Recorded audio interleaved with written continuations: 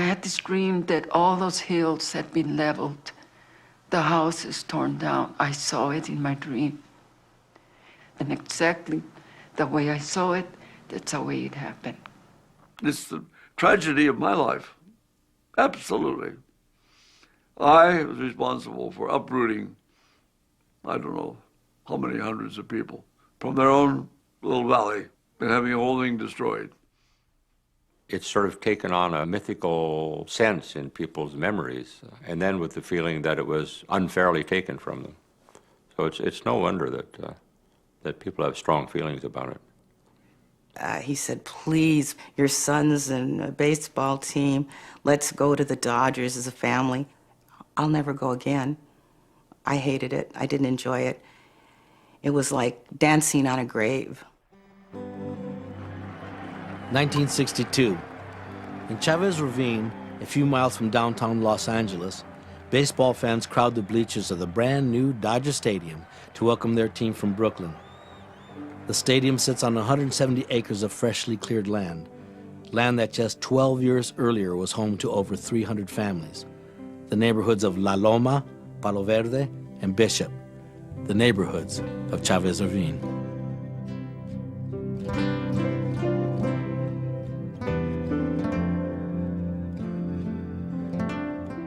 Me, myself, I loved it there. I loved it because we used to run up and down the hills, and we knew every little trail around there in the neighborhood. I don't think anybody want to move out of your neighborhood when you've been living there so long and you know everybody like a big family. Elysian Park was our playground. You know, the whole park was right next to it. We used to go down there and swim naked in the LA River. We used to make dams, you know, with rocks, you know, make holes and then swim in that dirty water. We won a lot of trophies there in Elysian Park. Believe me, we did. Football, you name it, baseball, basketball, we were good. We would get to the playground, who play the opponents, they would come up with a brand new uniforms, and here we look like those goddamn East Side kids, you know, raggedy-ass kids playing baseball. That other team, you know, they said, how could these guys beat us? There were great times for me, beautiful time. Yeah. The processions, the lighted candle. The men would dress like Roman soldiers. They had this big drum, boom, boom, boom. We would go through the hills. It was unbelievable when I seen all these pictures. I was really surprised. I never seen anybody with a camera. Who would take these pictures? Nobody would go up the hill and take pictures, and nobody could afford a camera. I was looking for a kind of a postcard view of Los Angeles. I had a friend who had a car, and we drove around looking and found this hill and walked up the hill. And but then I looked down the other side of that hill I was standing on, and there was this community below me. It looked like a village, dirt roads and houses going up the roads and people walking around. The hill still exists right there. You can see it up the top. Yeah. So I was up there someplace when I took the shot. Yeah, he was up on Pine Street, the Yola Drive.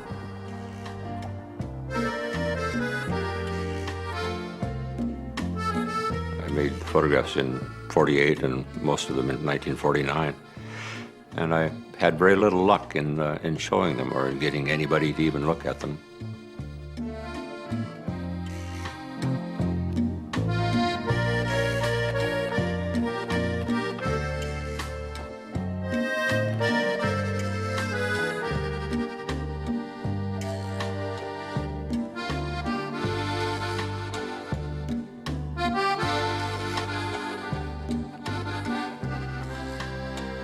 "50 years later, Don found a publisher who thought his photograph should be a book. And for the first time, they were seen by the people of Chavez Ravine. Got a card table, a couple of chairs with a box full of photographs from 1949. And a crowd formed around and people were exclaiming and some burst into tears. And it was quite marvelous. It was quite grand. Oh, every time I see that book, I feel like crying. Like I could see the house where I was born. Like my daughter was born there. My daughter was born, my wife was born there.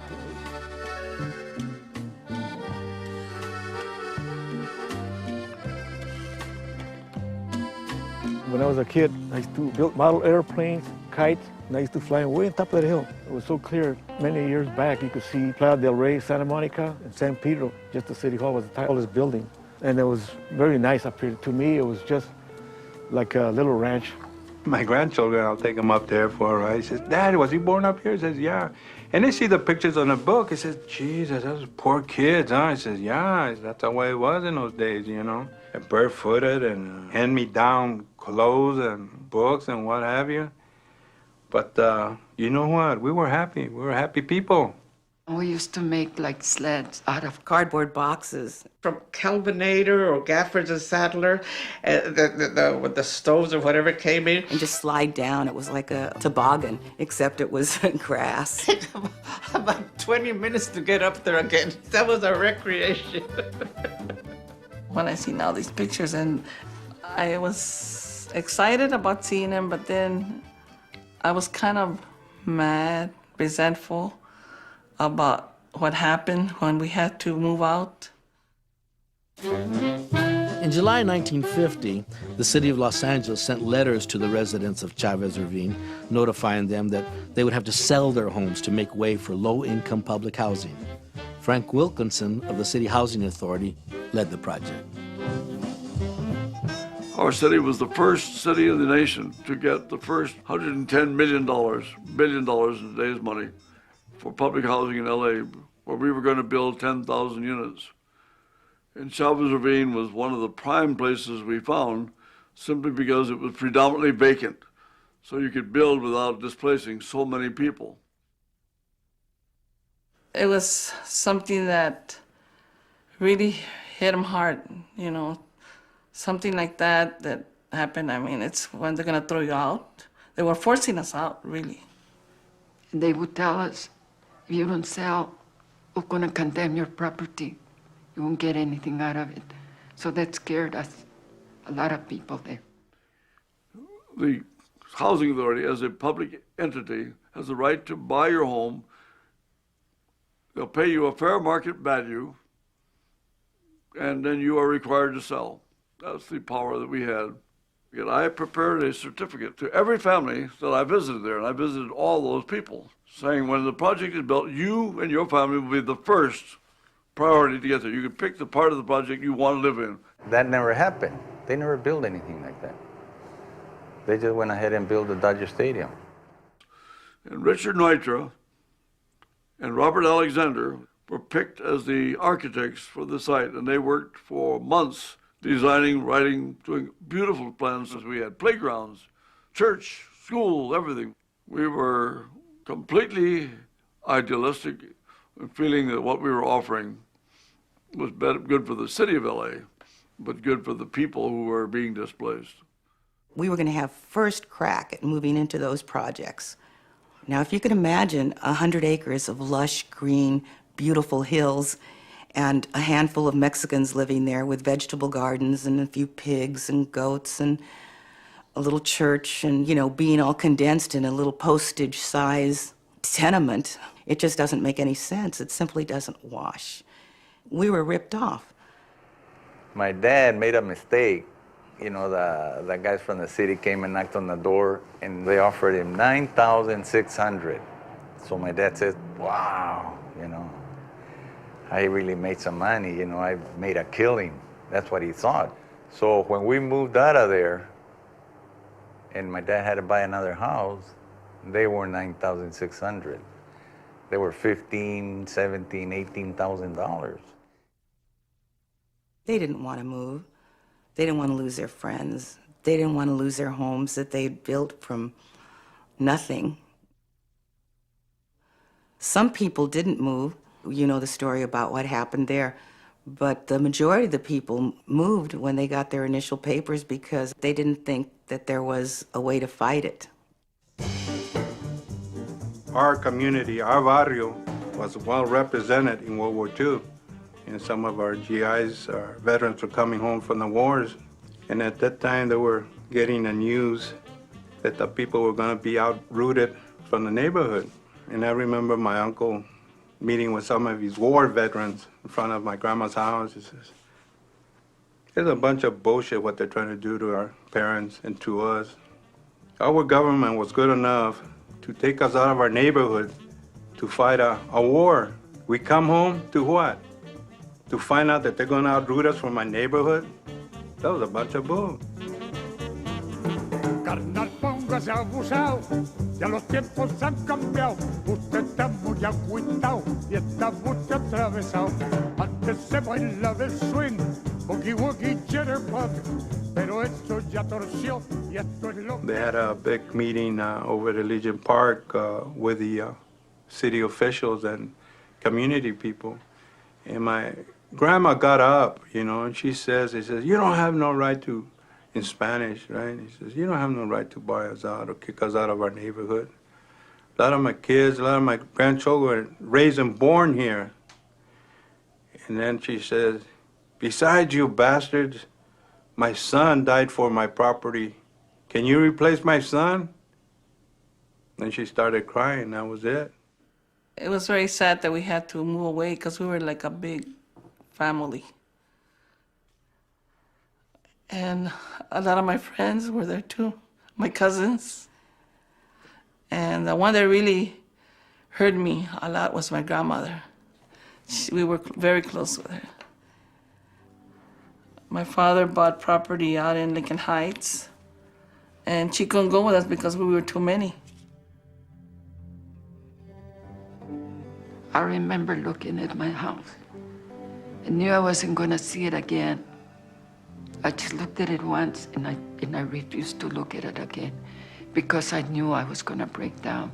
And my mother was already all broken, and she needed somebody to be strong for her. My father built that house.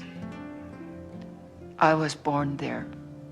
It had a vine growing, and it covered all the roof in the front. And in spring, it looked like it was wearing a white crown. So we moved away. It was gone.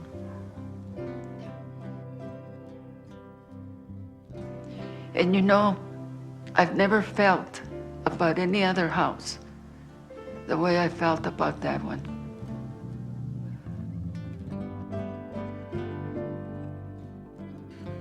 By August 1952, Palo Verde, La Loma, and Bishop had become ghost towns. The city's acquisition of the land designated for the housing site was nearly complete. Condemnation proceedings were underway against a few property owners who still held out. It was in one of these hearings that the Elysian Park Heights housing project was dealt an unexpected blow. We had a tremendous support for the program. Pretty well finished the engineering and the architectural work. The only people who were opposing it were what is commonly called the real estate lobby. It was headed up by the Apartment House Owners Association and other people like that. They called it creeping socialism. They were trying to discredit it every way they could. They had petitions, they had initiatives to try to kill the program. We should have been more suspicious than we were. As I remember, it was a very large site with vacant land, but the owner of that property was a prominent business person downtown LA, and he demanded, I think, $100,000. And we were fighting with them over value. He wanted as much as he could get. When out of nowhere, this lawyer for the property owner turned to me and said, "Now, Mr. Wilkinson, I want to ask you, what organizations, political or otherwise, have you belonged to since 1931? He didn't say, "Are you a communist?" He said, "What have you belonged to?" I just turned to the judge and said, "I refuse to answer that question." Everyone, any lawyer would immediately say to the judge, "Irrelevant and immaterial." If that man had said that word, I would still be here today, and the project would have been built. But my lawyer said nothing. Not a word. He's just pale white. He told me later, "Frank, if I had objected to that question, the people would have known that I, meaning he, was a communist, because I objected to that question. I said, what about me? He said, well, you have a problem too. One of the top communist agents assigned to Operation Abolition is Frank Wilkinson, recently convicted for contempt of Congress for refusal to answer questions concerning his Communist Party membership and activities. Listen to this interview closely, because in it you will hear Frank Wilkinson, a communist agent, explain his communist jargon. In the committee hearings today, you were called an international communist agent. Are you a communist? Until they have resolved this matter and declared these kind of questions under compulsion to be illegal and unconstitutional, I refuse to answer the questions away from the committee, just as I refuse to answer them directly to the committee when I've been called. I was fired. You know, I'm out, destroyed, really destroyed, neutralized is the way the FBI listed it. They successfully neutralized me. Crews of television people arrived at the courtroom, walked in to take pictures of the whole scene. Mayor Bowen was removed. He would have been a shoo-in in 1953. After this was reported to the press, the Times and other papers crusading against the mayor, Bowen was wiped out. And the new mayor, Norris Polson, came in and started the negotiations to turn the site, not back to the people, but to turn it over to Walter O'Malley and the Brooklyn Dodgers. We spent millions of dollars getting ready for it, and the Dodgers picked it up for just a fraction of that. It was just a tragedy for the people and for the city. It was the most hypocritical thing that could possibly happen. The city promising you a decent home. For refusing to answer the questions of the House Un-American Activities Committee, Frank Wilkinson spent a year in jail.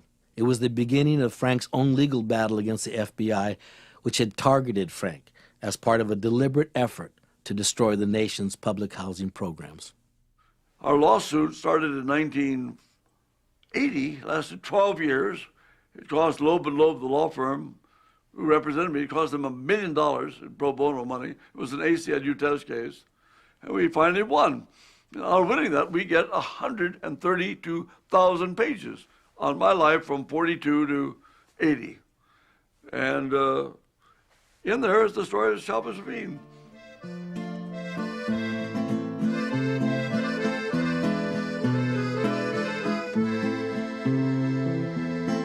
Viejo barrio, barrio viejo, solo en lugares parejos,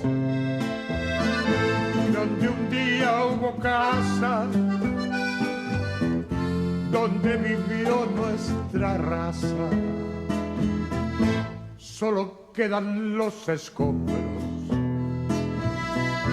de los hogares felices, de las alegres familias, de esa gente que yo quise. Por las tardes se sentaban afuera a tomar el fresco. Yo pasaba y saludaba,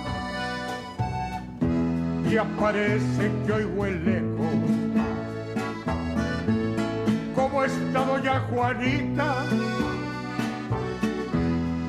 Buenas tardes, Isabel. Hola, ¿qué dices, Chanita? ¿Cómo está Arturo y Manuel?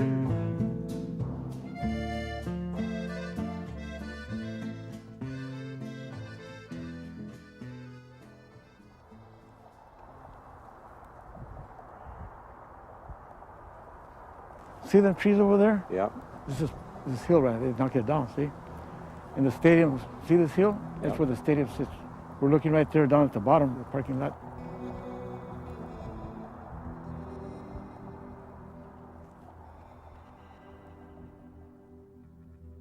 They had to lower the hill so they can have room for the stadium, see? So they lowered the hill, and that dirt covered the whole valley. The Palo Verde School, it was a grammar school. It was a two-story building. They took the roof off the school, you know, and the floors and everything, and just left the walls, and they just fill it with dirt and eventually covered it. So in 1,000 years, somebody's gonna start digging, they're gonna find a school down there. When I saw the bulldozers moving the land, I said, you know, I'm never gonna go see a Dodger game, though I was a Dodger fan. I went to one reunion, and they handed the Dodgers olive branches, symbolically. I was 2 months old when the Dodgers moved to Los Angeles. Just wanted to clarify. I was 2 months old, and honestly, when we started working with the community, I didn't understand what took place 40 years ago. I didn't understand what happened in the communities here. And I think the lack of understanding on the part of the Dodgers was perceived as a lack of caring. What kind of crap is that? We give you a fucking olive branch. It just pisses me off. So it's a beautiful stadium. I love the Dodgers. I'm a fan of them. And I was hoping someday I would work inside the stadium as a helper, caretaker, but never made it. What if they would succeed with the project that they want to put there? You think we would still be there? A lot of ifs and buts, you know. It says that's something that we'll never know. All we know is that we were uprooted from our neighborhood and we went our separate ways. The really sad thing is that so many of us don't know each other. We've all gone and we've done our things, but it's like on a vacuum. It's like we lost our brothers, we lost our sisters. So there's generations of people that will never know that they did know each other.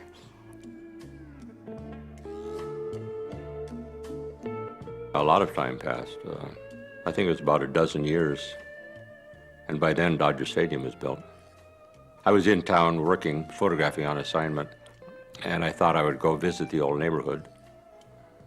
I was driving up these roads and I kept running into Dodger Stadium, and I just couldn't figure it out. And I thought that it must still be there if I could find the right road to get in, but I never could find the right road.